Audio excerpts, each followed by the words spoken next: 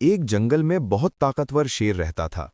वो जब भी शिकार के लिए निकलता, कई जानवरों को मौत के घाट उतार देता था। जंगल के सारे जानवर उससे डरने लगे थे। इस समस्या का समाधान करने के लिए एक दिन जंगल के सारे जानवर एक स्थान पर एकत्रित हुए। सभी ने एक सुझाव दिया कि शेर के पास चलते हैं और इस बारे में बात करेंगे। दूसरे दिन जानवरों का एक दल शेर के पास पहुंचा। इतने सारे जानवरों को देखकर शेर गरज कर बोला, तुम सब यहां पर क्यों आए हो? उसके बाद जानवरों के सरदार ने कहा, महाराज, आप जंगल के राजा हैं।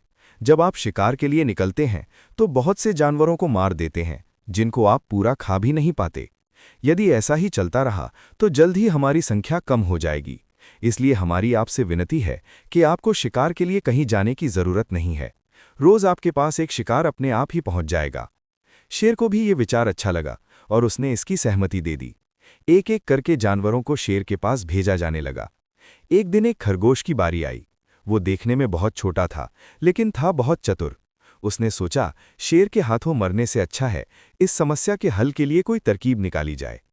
वो शेर के पास देरी से पहुंचा, इसलिए शेर बहुत गुस्सा हुआ और कहा, एक तो तुम देरी से आए हो और ऊपर से काफी छोटे भी हो।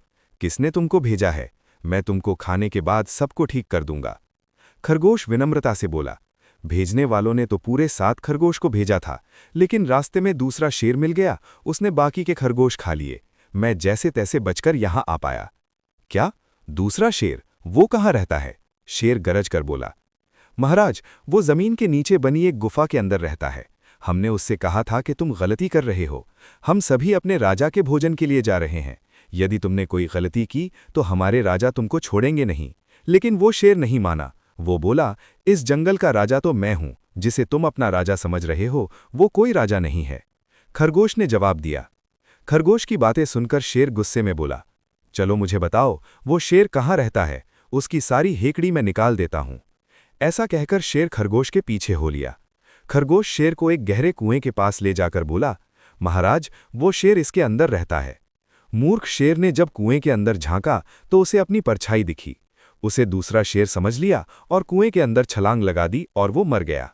जैसे ही शेर के मरने की खबर जंगल में फैली, सारे जानवर खरगोश की जय जयकार करने लगे।